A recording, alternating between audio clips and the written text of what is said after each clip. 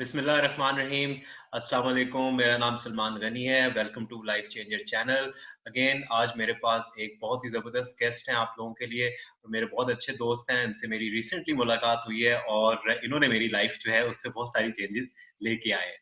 और इनका नाम है शाराम शाराम चंगेज़ी और ये इस वक़्त बहुत सारे काम कर रहे होते हैं। आज ये आपको बताएँगे कि इनकी सीक्रेट लाइफ भी है जो कि बड़ी ज़बरदस्त है, वो गेम से रिलेटेड है और नस्क में होते हैं ये और मेरी वहीं पे इनसे मुलाकात हुई और he is an just an absolutely a gem of a person and we are gonna have a blast of a session today.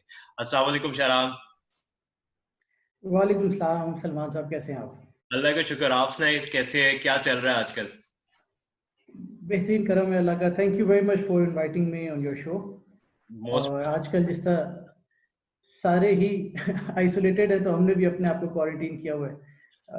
जितना हम अपने आप को महफूज रख सकें इस चीज़ से, उसको ही प्रैक्टिस कर रहे हैं। सो क्या चल रहा है आजकल, क्या मसरूफियत है? मसरूफियात सारी चेंज हो गई हैं इन दिनों में। पिछले तकरीबन 3 वीक से लाइफ का पूरा स्टाइल चेंज हो चुका है। शुरू के कुछ दिनों में तो नहीं समझ आई कि क्या करना चाहिए, बट लेटरली समझ में आ गई कि you have to do something to keep yourself busy and engaged. तो मैंने घर में अपने लिए एक्टिविटीज़ बना ली, घर में अपने लिए छोटा सा एक पोर्शन बना लिया कि ये मेरा एक्सरसाइज करने का एरिया है।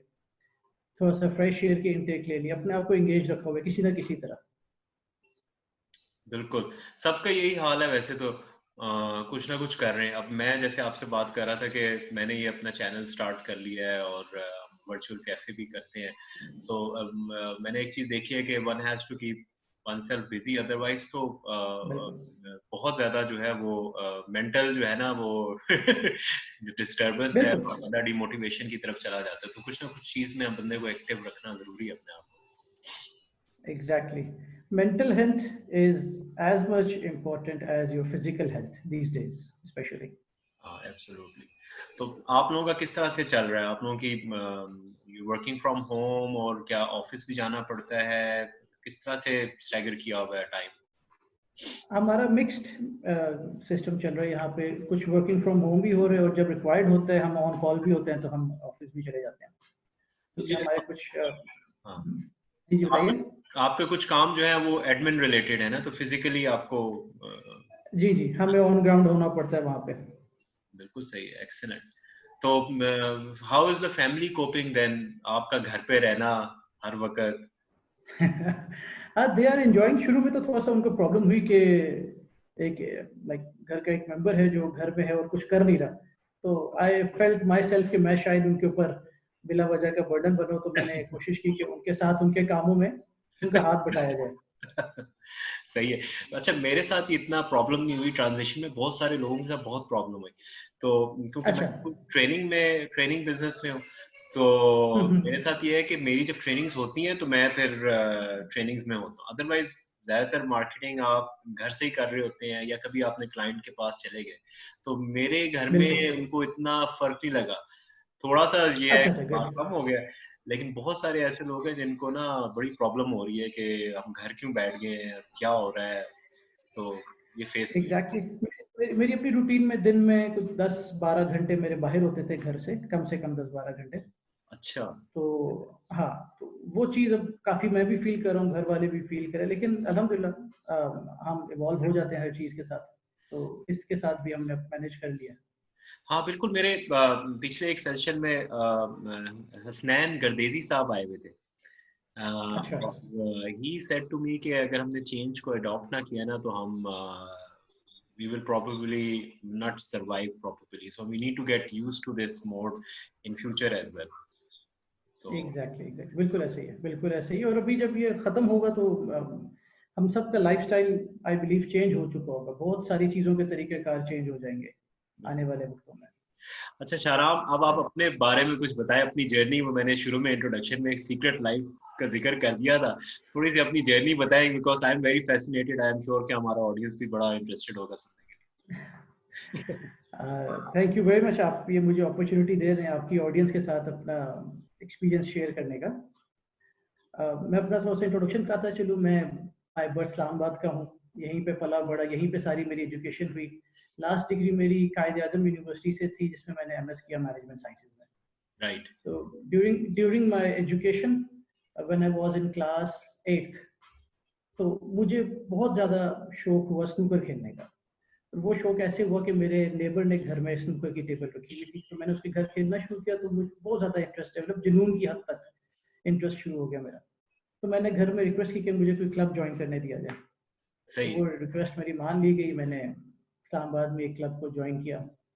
और आप यकीन नहीं करेंगे, उस वक्त जुम्मे की छुट्टी हुआ करती थी, संडे की छुट्टी नहीं थी उस वक्त। तो जुमेरात की रात मैं सो नहीं पाता था कि जुम्मा आ गया और मैंने कल स्नूकर खेलनी है पूरा दिन, तो इतनी एक्साइटमेंट होती थी मेरी।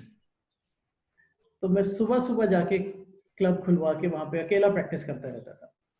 Then it took me 2 years to win Islamabad cup and Punjab cup. अच्छा, जस्ट विद इन माशाल्लाह। 2 years मैंने जी हाँ, एंड कोई मेरी फॉर्मल ट्रेनिंग नहीं हुई थी, जस्ट अपनी प्रैक्टिस कर करके मैंने ये 2 टाइटल जीते। और साथ साथ मैं रेगुलर स्टूडेंट भी था, तो पढ़ाई के बीच में से जितना टाइम मिलता था गेम को देखकर मैंने सिर्फ 2 साल में पंजाब एंड इस्लामाबाद मैंने जीता। उसके बाद फिर पढ़ाई में जब मेरे मैट्रिक में नंबर थोड़े से कम आए, तो मुझ पे सख्ती की गई। तो तो मैंने फिर स्नूकर कुछ अरसे के लिए छोड़ दी। फिर मैंने नंबर अच्छे लेना शुरू कर दिया, फिर परमिशन ली, फिर मैंने स्नूकर शुरू कर दी। फिर 2005 में मैंने ऐसी विक्ट्री ली जिसके बाद मुझे दोस्तों ने कहा कि यार नाउ इट्स द टाइम कि तुम नेशनल में जाके अपीयर हो और वहां पे जाके सारों को हराओ। तो 2005 में जब पंजाब कप हुआ था, उसमें मेरा रिकॉर्ड था कि मैंने फाइनल जो है वो मैंने 6-0 से जीता था, स्ट्रेट सेट्स। वाओ, एक्सीलेंट, माशाल्लाह तो माशाल्लाह। पंजाब कप 1980 से हो रहा है, तो अभी तकरीबन 40 इयर्स में आज तक ऐसा नहीं हुआ कि किसी ने 6-0 फाइनल जीता हो स्ट्रेट से। तो वो मेरा एक रिकॉर्ड था। उसके बाद वो परफॉर्मेंस देख के मुझे काफी इंकरेजमेंट मिली। मुझे कहा गया कि नेशनल सर्किट आप ज्वाइन करें। मैंने नेशनल ज्वाइन किया सर्किट।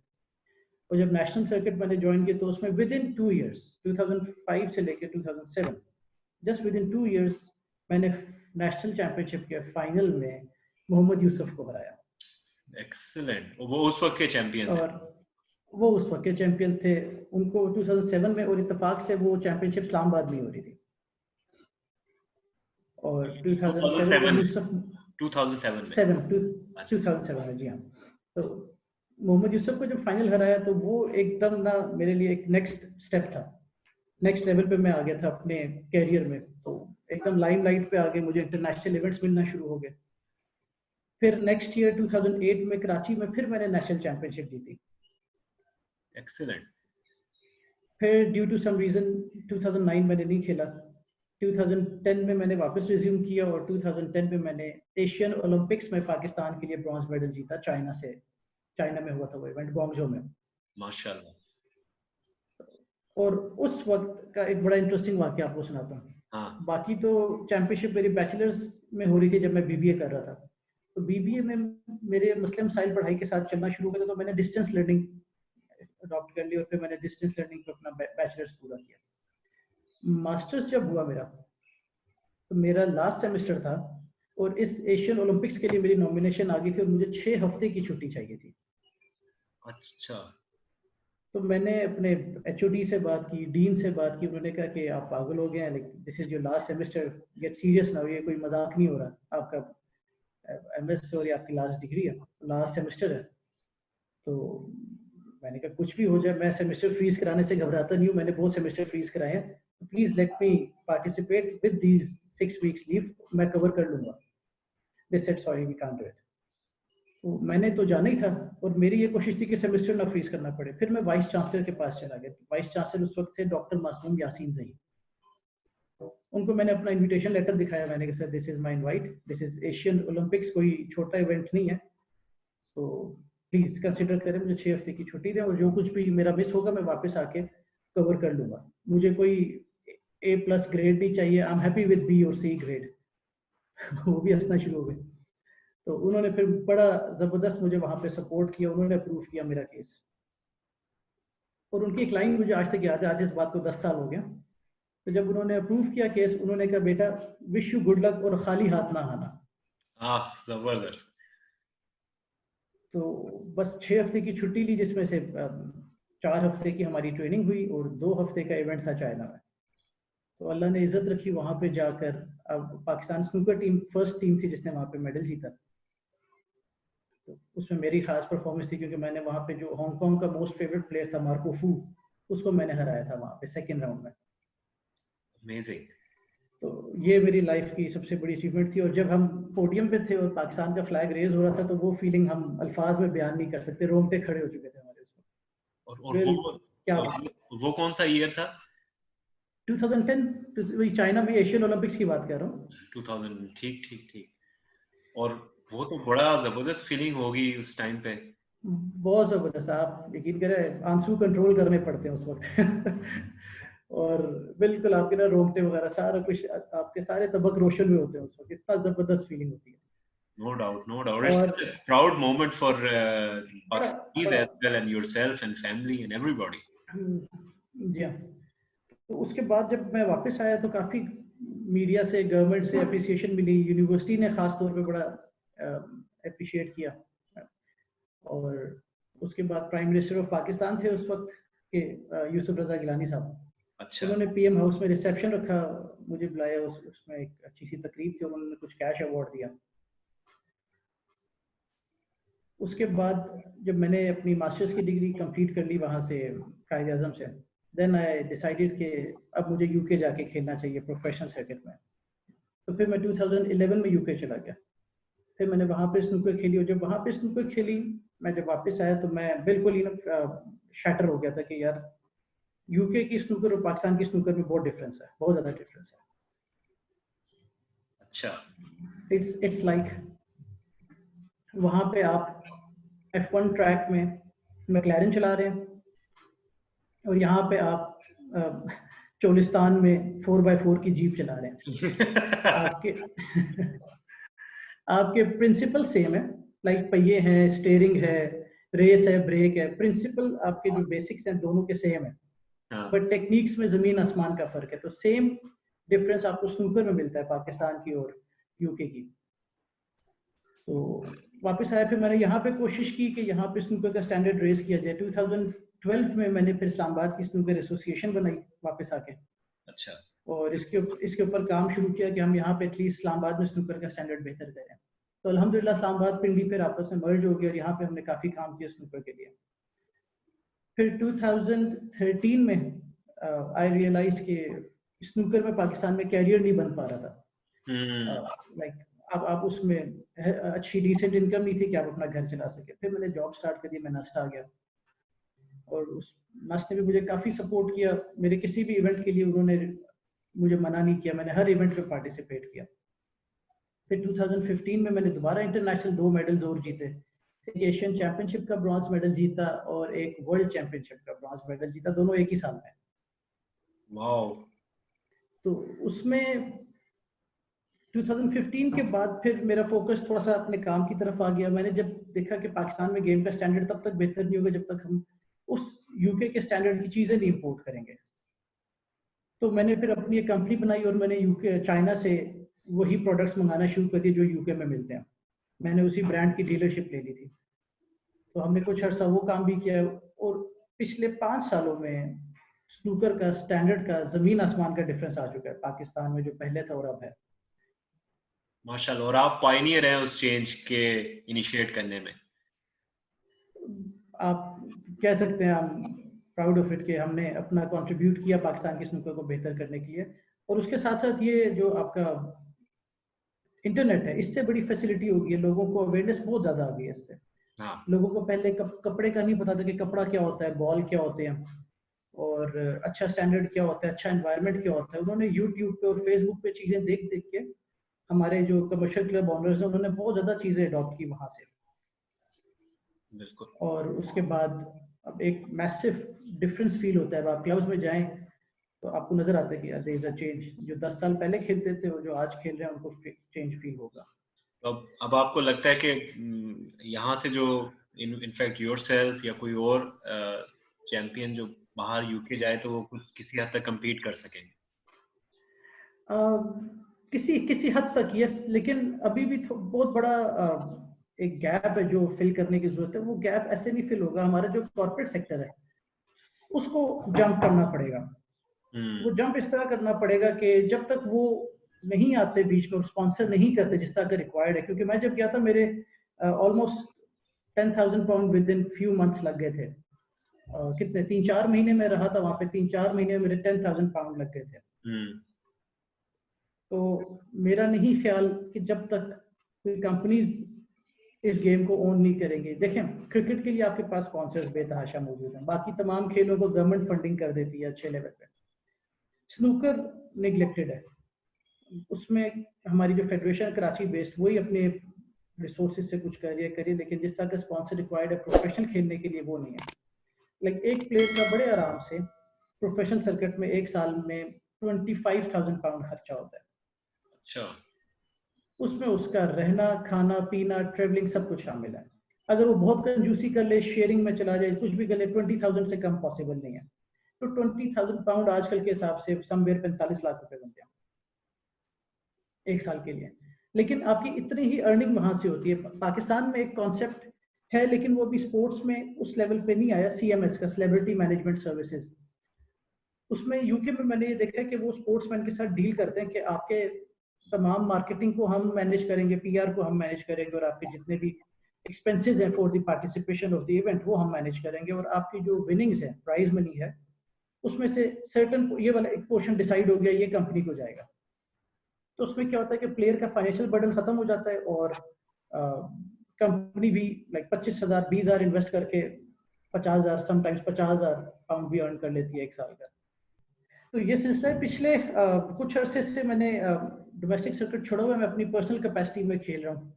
तो मैंने आजकल US ओपन में पार्टिसिपेट करना शुरू किया। मैं 2018 में गया था लॉस एंजलिस, वहाँ पे US ओपन खेला, उसमें क्वार्टर फाइनल तक पहुंचा मैं। तो ये फर्स्ट टाइम था कि किसी पाकिस्तानी ने US ओपन में पार्टिसिपेट किया, क्योंकि ये स्नूकर से हट के गेम है, इसको पूल US 9 बॉल पूल कहते हैं। इसमें मैंने पार्टिसिपेट करना शुरू किया और बड़ा इंटरेस्टिंग था, बड़ा ज़बरदस्त इवेंट था। लास्ट ईयर अपने ऑफिशियल कमिटमेंट्स की वजह से मैं जा नहीं सका, तो इस साल मैंने जाना था, सारा कुछ प्लान था। तो इस साल ये कोरोना की नज़र हो गया हमारा इवेंट। हाँ, तो जब आप 2018 में गए थे तो उसकी कवरेज भी आपको मिली थी यहाँ पर पाकिस्तान? नहीं, पाकिस्तानी मीडिया, क्योंकि ये मेरी पर्सनल कैपेसिटी में था और इसमें फेडरेशन इन्वॉल्व नहीं थी। यहाँ पे मीडिया तब कवर करता है जब आप फेडरेशन के थ्रू जाएं। तो मेरा अपना प्लान था, मैंने वहाँ से फुटेजेस वगैरह कुछ ले लिए थे, मैंने कहा था कि वापस आके थोड़ा सा इसको प्रमोट करेंगे, लेकिन वो हो नहीं सका जिस तरह मैंने प्लान किया था। अगर मैं वो किसी लेवल पे पहुंचता ना वहाँ पे, लाइक फाइनल एटलीस्ट खेल लेता, फिर मैं करता मीडिया कवरेज, वहाँ से करवाता। But still, quarter final is a big achievement. Going there हाँ, first. लेकिन वो मीडिया के लिए इतनी वो अट्रैक्शन नहीं है ना उसमें, कि क्वार्टर फाइनल, तो उसमें मजा नहीं आता। मीडिया के लिए वो सेलेबल आइटम नहीं है क्वार्टर फाइनल। बिल्कुल सही है। तो इतनी सारी आपने चीजें की हुई हैं, तो आई डोंट यू थिंक कि इसकी ज्यादा पाकिस्तान में प्रमोशन मिलनी चाहिए थी और सपोर्ट मिलनी चाहिए थी? देखिए, इसमें मैं गवर्नमेंट को नहीं कसूरवार ठहराऊंगा, क्योंकि दुनिया में कहीं पे भी गवर्नमेंट सपोर्ट नहीं करती किसी भी खेल को। जो आपका कॉर्पोरेट इदारा है, ये उसकी रिस्पॉन्सिबिलिटी है कि वो CSR के हेड में बेशक कर ले, किसी भी हेड में कर ले, सोसाइटी में वापस आप अपने अपनी अर्निंग में से कुछ ना कुछ इन्वेस्ट करने की जरूरत है, जिसमें अगर स्पोर्ट्स में वो करे तो सबसे अच्छी चीज़ वो है। तो अनफॉर्चुनेटली हमारे जो कॉर्पोरेट सेक्टर है वो जब वापस इन्वेस्ट करता है सोसाइटी में, तो उनको क्रिकेट के अलावा कोई गेम नजर नहीं आती, हाँ। क्योंकि CSR और एडवर्टीजमेंट को मिक्स कर दिया गया है यहाँ पे। तो जिस चीज़ में उनकी प्रमोशन होगी उसी में ही वो पैसे अपने लगाएंगे। अब जिस तरह रिसर्च के लिए ICT R&D एक फंड बना था, उसमें टेलकोज के ऊपर था कि वो अपना 1% या कोई सर्टेन परसेंटेज थी उनके रेवेन्यूज का, कि वो तमाम टेलकोज उतना परसेंट ICT R&D फंड में डालेंगे। तो उसमें फिर millions and millions of dollars इकट्ठे होना शुरू हो गए थे। फिर हमारे एकेडमिया में वो दिए गए कि उसके ऊपर रिसर्च किया जाए। जी जी। यही मॉडल एक दफ़ा प्रपोज किया गया था कि जो हमारा बैंकिंग सेक्टर है उसका 1%, उनके रेवेन्यू का 1% स्पोर्ट्स के लिए मुख्तस कर दिया जाए। तो आप अंदाज़ा करें कितने बिलियंस ऑफ रुपीज़ इसमें आ सकते हैं और गेम्स आपकी कहाँ से कहाँ जा सकती हैं। और बहुत सारे खाली लेकिन इतने सारे स्पोर्ट्स हैं जिसमें हमारे इतने हिडन जेम्स हैं, जैसे आप हैं, और कितनी सपोर्ट हो सकती है, और कितना बिल्कुल बिल्कुल। इनफैक्ट कितना रेवेन्यू जनरेट हो सकता है। ये ट्रिलियन डॉलर इंडस्ट्री, आप यकीन करें जमैका को कोई जानता नहीं था। जमैका को जाना गया है उसके एथलीट्स की वजह से। बिल्कुल। यूजैन बोल्ट अब आया है, उससे पहले भी उनके एथलीट्स थे जो मैराथन वगैरह में दौड़ते थे, ओलंपिक के मेडल्स आए, उनकी अपनी इकोनॉमी चेंज होगी। और अब उनके जो डॉलर की वैल्यू है, जमैकन डॉलर की, वो पाकिस्तानी रुपीस से ज्यादा वैल्यू है। हम्म। जस्ट इमेजिन, कोई उनकी अच्छी लाइक ऐसी चीज नहीं है, कोई वो हमारी तरह एग्रीकल्चर स्टेट नहीं है कि हम कुछ एक्सपोर्ट कर, वो लोग कोई एक्सपोर्ट करते हैं, बट स्टिल उनकी इकोनॉमी उनके स्पोर्ट्स की वजह से इतनी आगे गई है। तो ये ट्रिलियन डॉलर इंडस्ट्री जिसमें हमने अभी तक कदम नहीं रखा, हम क्रिकेट से और पीएसएल से इन्हीं चीज़ों से बाहर, प्लस हमारे कुछ हालात मुल्क के इस तरह के रहते हैं अक्सर कि हम इस तरफ आ नहीं पाते। यहाँ पे लोग ज़्यादातर सर्वाइवल मोड में ही रहते हैं।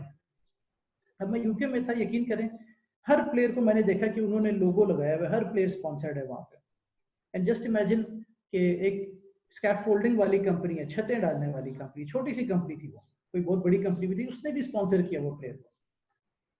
तो अपनी इनकम में से वापस अपनी सोसाइटी में किसी ना किसी तरह आपको इन्वेस्ट करने की जरूरत है। क्या यहाँ पे जरूरत लोग इन्वेस्ट कर क्या हम्म जबरदस्त बात कर दी है कि अपनी इनकम में से अपनी सोसाइटी हम्म। को वापस आप सपोर्ट करें और उसको उठाएं। बिल्कुल, किसी भी कैपेसिटी में वो आप स्पोर्ट्स में के लिए, ज्यादातर लोग यहाँ पे मैंने देखे, मेरे अपने सर्कल में बहुत सारे लोग हैं जो स्पोर्ट्स में तो बिल्कुल नहीं पैसे लगाते, लेकिन जो यहाँ पे बिल्कुल ही पॉवर्टी लाइन से नीचे लोग हैं, उनके खाने पीने, उनके फैमिली को सपोर्ट करने की कोई ना कोई जिम्मेदारी लोगों ने उठाई हुई है। इस तरह मैं कह रहा था हमारे मुल्क के डायनामिक्स ही कुछ डिफरेंट है कि यहाँ पे लोगों के पास खाने पीने के लिए पैसे नहीं है, तो स्पोर्ट्स पे लगाने को तरजीह लोग कम देते हैं। हाँ, ये डिफरेंस है। बिल्कुल सही बात है, बिल्कुल सही बात है।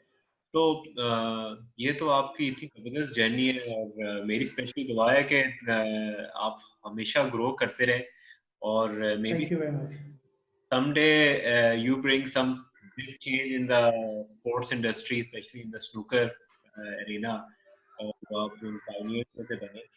तो अभी जो स्टेटस चल रहा है करंटली, थोड़ा सा टॉपिक चेंज करता हूँ, जी जी कोरोना का। तो जी। आप किस तरह से अपने आप को एडजस्ट कर रहे हैं, फैमिली किस तरह से मैनेज कर रहे हाँ, अब आपको चले सच बताते हैं कि मेरी रूटीन क्या चल रही है आजकल। अ, मुझे मेरे एक बड़े अच्छे दोस्त ने रेकमेंड किया, उसने कहा जी if you have any interest in history तो आप एक ड्रामा देखना शुरू करो। तो ऑटोमन एम्पायर के ऊपर जो ड्रामा बना हुआ है एर्थोग्राम, मैंने वो देखना शुरू किया। तो वो एक टर्किश सीरीज है और उसमें बहुत बेतहाशा किस्तें हैं, इतनी कि आप एक महीने में, 2 महीने में ख़त्म नहीं कर सकते, इतनी किस्तें हैं उसकी। तो एक तो मैं कुछ टाइम उसके साथ स्पेंड कर रहा हूँ, और फिर एक चीज़ मेरी हमेशा से ख्वाहिश रही जिसके लिए मुझे टाइम नहीं मिलता था, वो मेरी अपनी गलती है, मुझे मैनेज करना चाहिए था। मैंने कुरान पाक तर्जुमे के साथ शुरू किया हुआ है कि उसको समझा जाए कि उसमें क्या लिखा हुआ है। हैं? माशाल्लाह। तो अरबी के साथ तो हम पढ़ते रहते हैं, रमज़ान भी आने वाला है, इसकी प्रैक्टिस होती रहती है, लेकिन वो जब तक समझ नहीं है कि उसमें हमारे लिए मैसेज क्या दिया गया है, तो मेरा ख्याल है कि उसका हम एसेंस नहीं निकाल पाएंगे। तो मैंने वो शुरू किया हुआ है पिछले 3-4 हफ्तों से, जब से ये छुट्टियां हमारी चल रही हैं। माशाल्लाह। तो अल्हम्दुलिल्लाह अल्हम्दुलिल्लाह 10 से पारे कर चुका हूँ। माशाल्लाह। माशाल्लाह। और उसमें बहुत सारी चीज़ें हैं जो आपने कहा ना कि आपको आपकी लाइफ में चेंज, लाइफ चेंजर, तो कुरान पाक विद ट्रांसलेशन एंड अंडरस्टैंडिंग, वो भी एक बहुत बड़ा लाइफ चेंजर है आपका, अगर आप समझ सकें उसको तो। No doubt, no doubt. तो एक वो शुरू किया हुआ है, प्लस कुछ घर के ऐसे काम जो मैंने ज़िंदगी में कभी नहीं किया, जिसमें से कुकिंग एक है। तो आहिस्ता आहिस्ता अभी उसके मैं लेवल 1 पे हूँ फिलहाल। चीज़ें काटना सीख रहा हूँ कि चीज़ें काटते कैसे हैं। आपको पता है ना, वीडियोस भी चल रही है, बंदा ऑफिस का काम कर रहा है लैपटॉप करके, जी बड़ा जबरदस्त काम चल रहा है, और ये वो कैमरा करीब लेके जाते तो वो सब्जियां काट रहा होता है। सब्जियां काट रहा होता है। नहीं, ये भी एक आर्ट है। देखिए, इससे आपको अंदाजा होता है कि आपके घर की जो लेडीज हैं कि वो कितना एफर्ट कर रही हैं घर को चलाने के लिए। बिल्कुल। तो जब जब आप उनके जगह अपने आप रिप्लेस करें, फिर आइडिया होता है। तो मैंने जब थोड़ा सा कुकिंग स्टार्ट की, मैंने कहा ये तो पूरा एक आर्ट है, ये तो कोई आसान काम नहीं है। बिल्कुल सही है। तो फिर मैंने सोचा कि उसको भी सीखा जाए। इस टाइम में मैं ये मैसेज देना चाहूँगा आपके व्यूअर्स को सारों को कि ये जो हमारे पास 3-4 हफ्ते या अल्लाह ना करे कि ये ज़्यादा एक्सटेंड हो, तो जितना भी टाइम हमें मिल रहा है, इस टाइम में कोई ना कोई स्किल्स डेवलप करें ज़रूर, किसी भी किस्म का, और कोई इल्म हासिल कर लें किसी भी किस्म का, मतलब इस टाइम को ज़ाया ना करें। प्लस इसमें एक चीज़ ऐड करें, अपने आप को फिजिकली फिट करने की कोशिश करें। दिन में आधा 1 घंटा आप अपनी वर्जिश को दे दें। कुछ नहीं कर सकते आप, यूट्यूब में बहुत सारे कार्डियो की एक्सरसाइजेज दी हुई है कि आप कार्डियो वर्कआउट करें। 30 मिनट्स कार्डियो वॉक्स भी हैं उसके अंदर बड़ी ज़बरदस्त, वो करके आप सिर्फ 10-15 मिनट पुशअप्स लगा लें। This is a complete package कि आप अपने आप को फिजिकली फिट कर सकते हैं। बट अंदर से आपको एक विल चाहिए होती है इस काम के लिए। वो विल अपने अंदर ज़रूर किसी तरह पैदा करें इस काम के लिए, और इस रूटीन में से अपने अंदर कोई ना कोई स्किल सेट डेवलप करें, ये जो भी हमें फ्री टाइम मिला हुआ है इतना। बिल्कुल सही कह रहे हैं। और बहुत सारे लोग जो हैं उस टाइम को अच्छे तरीके से यूटिलाइज नहीं कर रहे हैं। काफी यही मैसेज देते हैं अक्सर अपने चैनल्स में भी और अपने वर्चुअल कैफे में भी यंगस्टर्स आते हैं कि इस टाइम को मेंटेन करें। I mean even for myself as well कि भाई अपने आप को फ्रेश करें, एक्टिविटीज करें। अब तो एयर भी बड़ी फ्रेश हो गई है। आप थोड़ा सा टाइम, जैसे आपने कहा 10-15 मिनट पुशअप्स ही कर लें, लगा लें, उससे भी बड़ा फर्क पड़ जाता है। तो बिल्कुल बिल्कुल बिल्कुल सही। और आई थिंक हमें होप गिव अप नहीं करनी चाहिए। मैं कल एक और दोस्त से भी बात कर रहा था, सबको पूरी क्लैरिटी नहीं है, कंस्पिरेसी थ्योरीज पड़ी हैं कि इस वजह से हो गया है, इस वजह से हो गया है, ये करना चाहते हैं, फ्यूचर में ये लेके आना चाहते हैं, बूढ़ों को मारना चाहते हैं, इसलिए उन्होंने वो कोविड-19 जो है वो थ्रो कर दी है पूरी दुनिया में। ये तो खैर अब अल्लाह की मर्जी से सारी चीजें होती हैं, और उससे ही पता है कि क्या चीज है और कब खत्म होनी है। और बिल्कुल। हमें तो अपने आप को पॉजिटिव रखना है और अपनी बेस्ट एफर्ट करनी है। इसमें रीडिंग की भी अगर डेवलप किया जाए ना हैबिट, तो वो भी बड़ी अच्छी चीज़ है। जिनमें जिस तरह मेरी मेरी रीडिंग की हैबिट इतनी अच्छी नहीं है, मैं बुक्स वगैरह पढ़ने में मुझे बड़ी दिक्कत होती है, लेकिन ये कुरान पाक का तर्जुमा जो मैं पढ़ रहा हूँ, इससे मेरा इंटरेस्ट डेवलप हो गया बुक रीडिंग की तरफ। और उसमें अगर तो मैं एक सजेस्ट करूंगा बुक, चिम्प पैराडॉक्स। दोबारा बताइएगा। Chimp paradox. Chimp paradox. Chimp paradox, बिल्कुल। ये आपके माइंड के ऊपर एक बुक, एक बहुत बड़ा साइकेट्रिस्ट है, उन्होंने ये बुक लिखी है, स्पोर्ट्स साइकेट्रिस्ट है वो। उन्होंने ये बताया कि आपका दिमाग किस तरह काम करता है। आपके दिमाग के अंदर एक नेगेटिव एलिमेंट है, एक पॉजिटिव एलिमेंट है। आपने इन दोनों की आपस में फाइट लगी रहती है हर वक्त, नेगेटिव और पॉजिटिव थॉट्स की। तो उसमें से आपने पॉजिटिव थॉट्स को कैसे जितवाना है, ये उसकी ट्रेनिंग है उस बुक के अंदर। अच्छा, ब्रिलियंट। तो ये हमारे स्पोर्ट्स में, क्योंकि देखिए स्नूकर एक ऐसी गेम है, when you are not on the table, आप बैठे हुए अपनी चेयर पे और आप कुछ नहीं कर सकते, आपको ओपोनेंट आपको पीट रहा है, बॉलें डाल रहा है, आपकी बारी नहीं आ रही, वो जो टाइम आप सीट पर बैठे हुए और कुछ नहीं कर रहे, तो उस वक्त आपका दिमाग आपको पागल कर देता है। अजीब व गरीब थॉट्स आना शुरू होते हैं कि बिल्कुल बिल्कुल। This is not my day, मैं तो हुई लूजर, ये पता नहीं क्या हो रहा है, मेरी लक का खराब है। तो अजीब व गरीब थॉट्स के आपने कैसे टैकल करना है, वो उस बुक में दिया हुआ है। Excellent. Definitely. Online online available भी है ये बुक। और ये सिर्फ उन स्पोर्ट्स में नहीं, आजकल भी अगर आप फारिग बैठे हुए हैं, तो फारिग दिमाग वैसे ही शैतान का घर होता है, फारिग नहीं छोड़ना आपने तो आपने फारिग नहीं छोड़ना, इसको एंगेज रखना है आपने लाजमी, अच्छे पॉजिटिव तरीके से। Thank you so much Sharam. हमारा टाइम अब थोड़ा सा खत्म हो रहा है। यूजुअली ये सेशन 20 to 30 मिनट्स के ही होते हैं। तो अच्छा अच्छा अच्छा, wonderful. I just want to thank you so much. मतलब कल मेरी बात हुई आपसे और आपने ऑप्ट कर लिया और आप आगे शॉर्ट टाइम में आए। In fact thank you so much, really grateful. बड़ा मजा आया, बड़े मजे की बातें पता चली, एंड आई होप के व्यूअर्स को भी मजा आएगा कि इंशाल्लाह। अपने मुल्क में कितने हिडन जेम्स हैं और वो कितनी एफर्ट कर रहे हैं और कितनी मेहनत कर रहे हैं, and doing so good for the society as well, family as well, and अपने लिए भी। तो thank you so much Ram. Wish you all the best. And मैं आपसे एक और भी रिक्वेस्ट करूंगा कि मेरा जो जी जी वर्चुअल कैफे है उसमें भी जरूर आए नेक्स्ट वीक। स्पेशली इस वीक तो बुकड है हमारे सारे guest speakers, So next week, Anytime, anytime. Salman sir, any time for you. thank you so much. It's been amazing. And wish Grateful. you all the best to you and your family always. I am truly honored and grateful for the invitation or for the time that you have given me to share my views and thoughts with your audience. Thank you very much, Salman sir. Thank you very much. Allah Hafiz viewers, take care. और फिर next video से आप next guest. Inshallah, anytime, anytime, sir, anytime, anytime, anytime. Hafiz, Khuda Hafiz. Thank you.